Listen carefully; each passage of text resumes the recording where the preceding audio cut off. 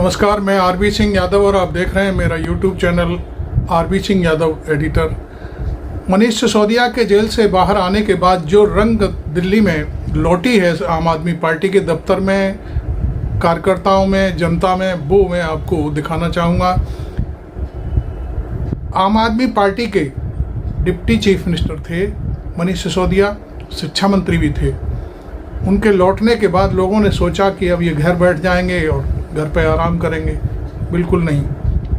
मनीष सिसोदिया का जो कार्यक्रम था, सबसे पहले कल ही तय हो गया था कि सबसे पहले महात्मा गांधी की समाधि जाएंगे सवेरे राजघाट पर, और उसके बाद फिर आम आदमी पार्टी के दफ्तर आएंगे। तो पहला वीडियो तो मैं आपको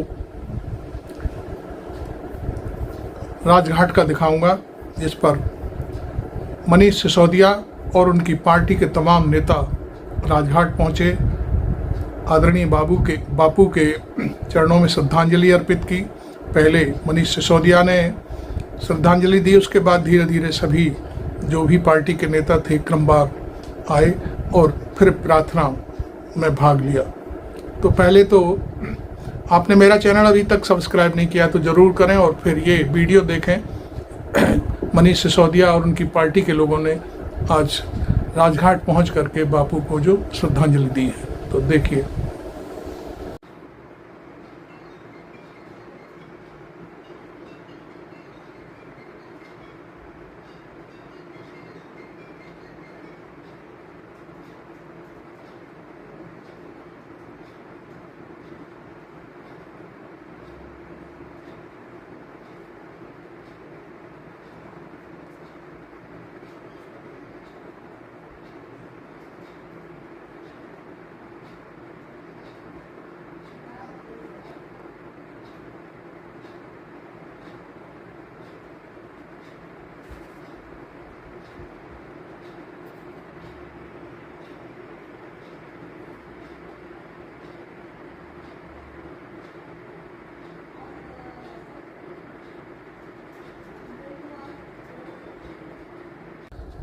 आपने देखा मनीष सिसोदिया और उनकी पार्टी के लोग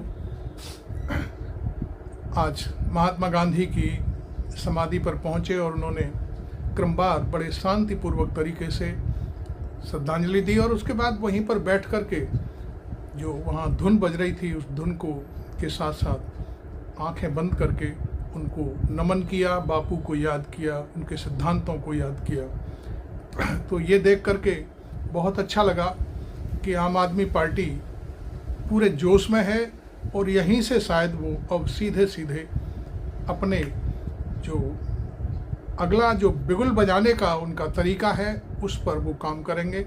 और मैं समझता हूँ कि ये खतरनाक घंटी शायद भारतीय जनता पार्टी के लिए बज रही है, क्योंकि इसके लिए इंडिया गठबंधन ने भी मनीष सिसोदिया के बाहर आने के लिए बाकायदे अपनी जो बातें होती हैं, मतलब उनको जो बधाई दी है, वो बधाई हर नेता ने दी है। मैंने कल भी कहा था, अखिलेश यादव ने भी उन्हें बधाई दी है और कांग्रेस के लोगों ने भी उनको बधाई दी है। तो कुल मिलाकर के ये है कि ये सारा जो चर्चा हो रहा है अब ये शंखनाद की स्थिति में आएगा, क्योंकि अरविंद केजरीवाल के बाद मनीष सिसोदिया ही पार्टी के सबसे बड़े नेता हैं, और वो अब अपनी जो कहानी है, जो उनका काम करने का तरीका है, वो आगे कार्यकर्ताओं के कान में मंत्र फूकेंगे और फिर वो उस पर वो काम करेंगे। तो अब आगे मैं आपको जो मनीष सिसोदिया ने आम आदमी पार्टी के दफ्तर में आकर के जो बातें कही हैं, वो चीज़ें मैं आपको दिखाना चाहूँगा। दो वीडियो हैं मेरे पास, आम आदमी पार्टी ने भेजा है मुझे अपने इस वीडियो में शामिल करने के लिए। तो इसके लिए मैं आपको बताऊंगा कि वो उनका जो एक एक शब्द है सुनने लायक है, और बड़ी कसक है उनके दिमाग में, दिल में। और नरेंद्र मोदी को वो बार बार तानाशाह की श्रेणी में रख करके महात्मा गांधी को याद करते हैं, और अपने जो उनके पार्टी के जो विचारक हैं उनके बारे में बहुत सारी बातें करते हैं। तो पहले तो इन वीडियो को देखिए, फिर उसके बाद में आपसे फिर चर्चा करूंगा लौट करके। मैं शुक्रगुजार हूं देश भर में आम आदमी पार्टी के एक एक कार्यकर्ता का, नेताओं का। मैं तो 17 महीने जेल में था। जेल की छोटी सी एक कोठरी थी, इसकी 1/4 सी। जब मैं गया था तो मैंने वहाँ के सिपाही वगैरह कहते थे, सर बड़े ऊपर से ऐसी हिदायतें हैं, वैसी हिदायतें हैं। मैंने कहा आप चिंता मत करो, मैं तो जंतर मंतर पे एक अखबार के साइज पे सो गया था, मुझे कोई दिक्कत नहीं है। मैं तो वहाँ से निकला हूँ जहाँ अरविंद केजरीवाल जी और मैं और संजय भाई बनारस रेलवे स्टेशन के, और जहाँ देश भर में रेलवे स्टेशन में रात को 2 बजे ट्रेन आती थी, तो इतने भी पैसे नहीं थे कि रात को किसी लॉज में रुक जाएं, तो जाके 9 बजे खाना खा के स्टेशन पे ही सो जाते थे अखबार बिछा के। हम तो वहां से भी निकल के आए, हमें तो कोई दिक्कत नहीं है। लेकिन हम तो वहां सो रहे थे, लेकिन डंडे कौन खा रहा था? जब मैं कोर्ट आता था तो मैं देखता था बैरिकेड लगे हुए और उसकी दूसरी तरफ से नारे लग रहे हैं। आप में से बहुत सारे चेहरे यहाँ खड़े हैं, मैं देखता था ये मेरी बहन को लाठी लगी, ये मेरे एक भाई को पकड़ के खींचा। दर्द होता था और वहीं से ईश्वर से दुआ करता था, इनको सबको सलामत रखना, इनकी मदद करना, इनको ताकत देना। सलाम करता था आपकी ताकत को मैं वहां से। मनीष सिसोदिया के ये जो भाषण है आम आदमी पार्टी के कार्यकर्ताओं के लिए, वो तो अपने आप में है ही, लेकिन यदि मनीष सिसोदिया को भारतीय जनता पार्टी, यदि नरेंद्र मोदी, अमित शाह और उनके जो कारिंदे हैं उन्होंने सुना होगा, तो निश्चित तौर पर ये बात तय हो गई होगी दिमाग में कि ये बहुत बुरा हुआ कि ईडी के चलते मनीष सिसोदिया 17 महीने बाद वापस कैसे आ गए।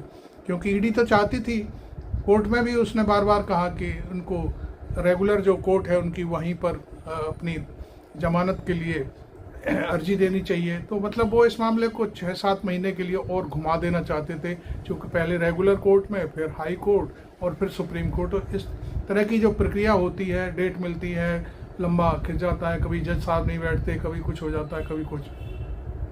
इसमें 6-7 महीने बड़े आराम से सुप्रीम कोर्ट तक दोबारा आने में लग जाते हैं। लेकिन BR गवई साहब ने जो बात कही वो बहुत ही मार्केबल थी, और मैं समझता हूँ इससे अब भारतीय जनता पार्टी पूरी तरह से घबराई हुई है, और निश्चित तौर पर वो अब दिल्ली का जो चुनाव है उसकी तैयारी में मनीष सिसोदिया लग गए हैं। और मुझे लगता है कि इस बार भी भारतीय जनता पार्टी का डिब्बा गोल होने वाला है, क्योंकि लोकसभा में आपने देख लिया 231 से घट कर के 240 पर आ गए, तो अब और क्या हो सकता है।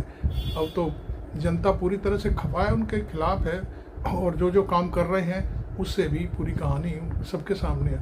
चैनल सब्सक्राइब किया कि नहीं किया, कर लीजिए ज़रूर, और वीडियो को लाइक कर लीजिए। मैं RB सिंह यादव।